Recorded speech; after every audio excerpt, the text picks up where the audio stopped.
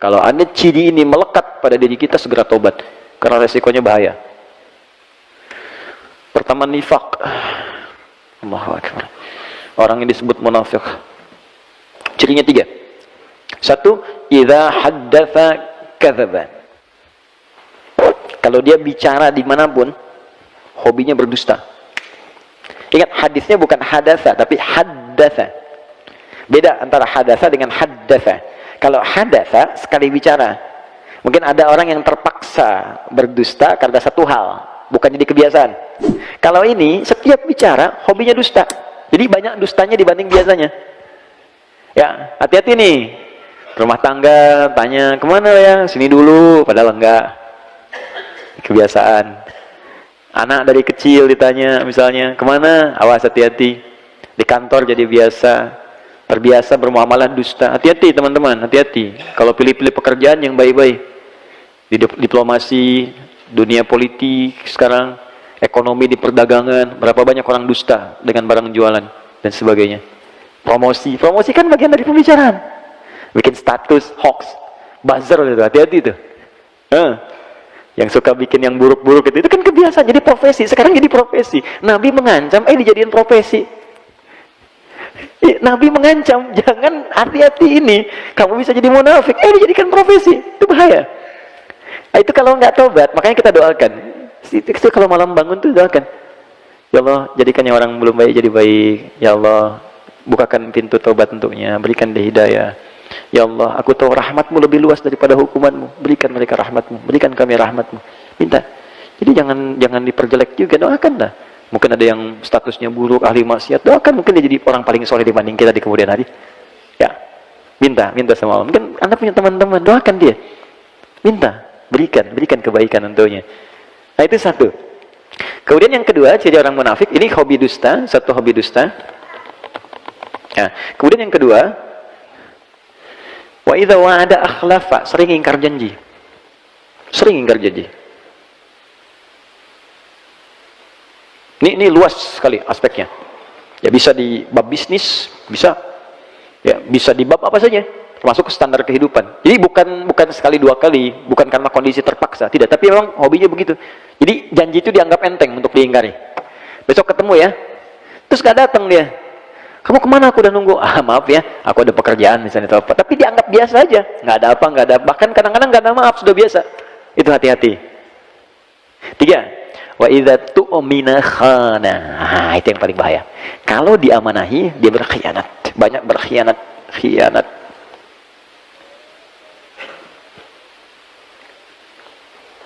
Istri amanah untuk para suami. Suami amanah untuk istri. Amanah dari siapa? Allah. Allah mudah memasangkan Anda dengan perempuan lain. Tapi kenapa istri Anda yang sekarang dipasangkan dengan Anda? Allah mudah memasangkan suami dengan yang lain. Tapi kenapa suami Anda dipasangkan dengan Anda sekarang? Karena Allah yang punya keyakinan dengan itu, Anda menjadi baik. Itu amanah Allah. Makanya kalau suami menginginkan istri salihah, suami support. Tahajud yuk. Sayang pakai kerudung yang baik ya. Sayang kita ngaji besok ya. Istri begitu. Sayang besok kita tahajud bareng ya. Kamu jadi imam doa ya. Aku aminkan di belakang. Support. Itu amanah. Dan satu kali akan ditanya oleh Allah. Akan ditanya. Anak-anak amanah. Sudah berapa banyak anak Allah amanahkan kepada Anda? Sudah sejauh apa Allah mendekatkan dia dengan Anda mendekatkan dia dengan Allah? Itu amanah. Satu kali akan ditanya. Dan nanti ada riwayat ketika anak akan ke neraka, orang tua ke surga, ada riwayat anaknya mengajukan protes kepada Allah.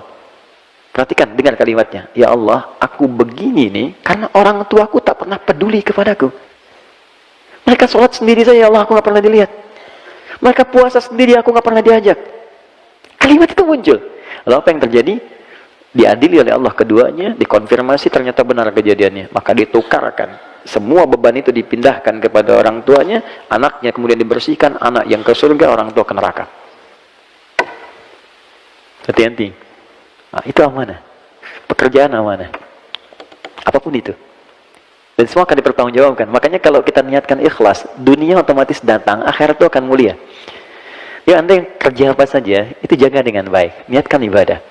Nah ini ya, 3 ini. Maka nanti, kalau kita sering berdoa begini, Allahumma inni a'udzubika min adzabi jahannam. Artinya, ya Allah lindungi aku dari sebab-sebab neraka jahannam. Maka Anda akan didorong oleh Allah untuk berbuat jujur.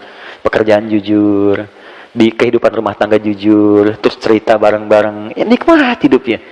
Ya, mengajar jujur. Saya juga sama, Ustadz. Jangan karena saya senang satu amalan, saya sembunyikan yang lain, itu dosa besar. Anda tahu, orang yang masuk neraka duluan, itu 3 golongan. Salah satunya Ustadz, kiai, para pengajar. Makanya saya sering katakan, tolong doakan itu. Jangan dikira mudah itu. Tidak mudah. Tidak mudah. Ya, ada seorang yang berkata ketika ditanya, ma fa'alta bi'ilmik? Apa yang kamu kerjakan dengan ilmumu? Dia berkata, saya mengajar karenamu ya Allah. Kata Allah, kadzab.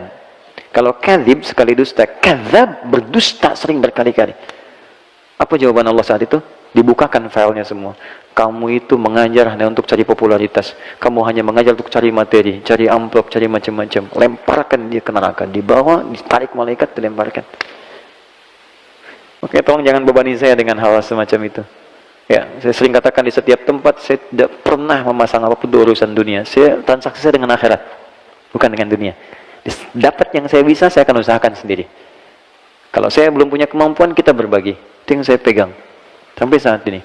Alhamdulillah Allah cukupkan. Saya dari kepala sampai ujung kaki nggak pernah beli sampai hari ini. Demi Allah saya katakan, di peci, kacamata, belum satu rusak sudah datang yang lain. Ini baju dikasih, hampir saya copot tadi buat Mas Dude. Nanti habis selesai saya copot. Ya. Wah, ini celana sama, jam sama, hampir semua, hampir sampai saat ini. Siapa yang kasih? Allah.